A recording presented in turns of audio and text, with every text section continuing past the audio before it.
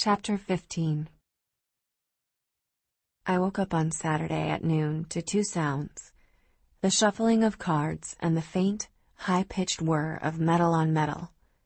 I opened my eyes and turned over onto my side. Sloane was sitting cross-legged on her bed, a mug in one hand and the other dealing out cards, 7 columns, a different number of cards in each one, all of them face down. "What are you doing?" I asked. Sloane stared at the backs of the cards for a moment, and then picked one up and moved it. "Solitaire," she said. "But all of the cards are face down." "Yes." Sloane took a sip from her mug. "How can you play solitaire if all of the cards are face down?" Sloane shrugged. "How can you play with some of them face up?" Sloane is something of a card shark. Briggs found her in Vegas. Leah stuck her head out of the closet. If she skims the deck once, she can more or less track the cards, even once they're shuffled. I registered the fact that Leah was in our closet. Metal on metal, I thought. Metal hangers sliding across a metal rack. "Hey," I said, taking a better look at Leah's current attire. "That's my dress." "Mine now," Leah smiled. "Didn't the FBI warn you that I have sticky fingers? Kleptomania, pathological lying, it's all the same, really." I thought Leah was joking, but I couldn't be sure. "Kidding," she confirmed after a few seconds. "About the kleptomania, not about the fact that I have no intention of giving this dress back. Honestly, Sloane is the klepto in this house, but this really is more my color than yours." I turned to Sloane, who'd ratcheted the speed of her game up a notch, or 3. "Sloane," I said. "Yes?" "Why is Leah poking around in our closet?" Sloane looked up, but didn't stop playing. "Motivation is really more your domain than mine. I find most people somewhat bewildering."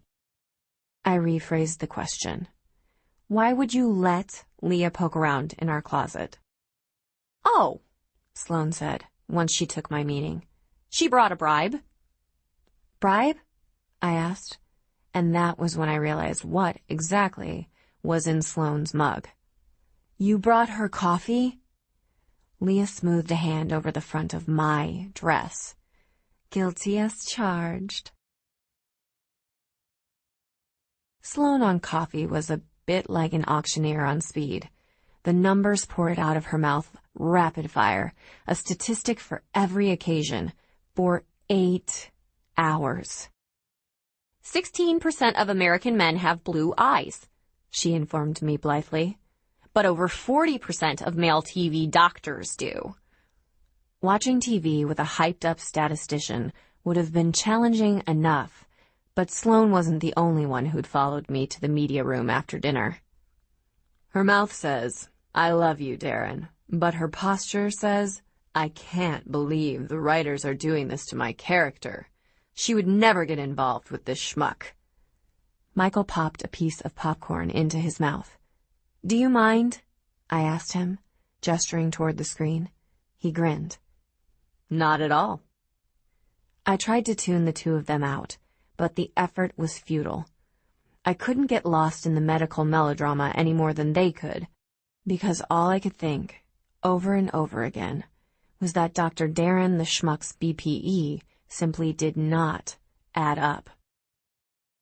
"We could switch to reality TV," Michael suggested. "Roughly 1% of the population are considered to be psychopaths," Sloane announced. "Recent estimates suggest that over 14% of reality television stars are." "Whose estimates?" Michael asked. Sloane smiled like a Cheshire cat. "Mine." Michael put his hands behind his head and leaned back. "Forget studying killers. Let's arrest 14% of all reality television stars and call it a day."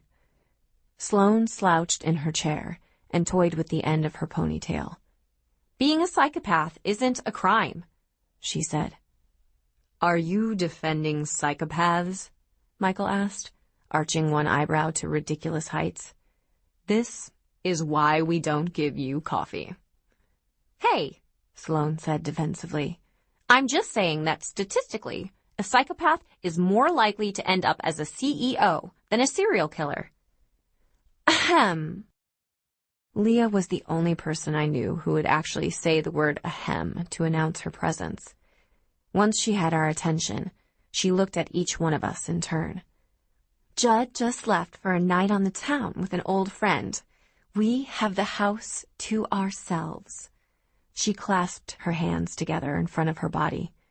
"Living room. 15 minutes. Come prepared."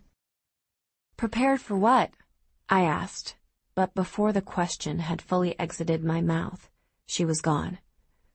"That probably does not bode well." Michael's words didn't sound much like a complaint. He stood. "I'll see you ladies in 15. As I watched him walk out the door, I couldn't help thinking that I'd spent most of my life as an observer, and Leah was the type to pull people off the sidelines. "Any guesses what we're getting ourselves into?" I asked Sloane. "Based on previous experience," Sloane replied, "my guess would be trouble."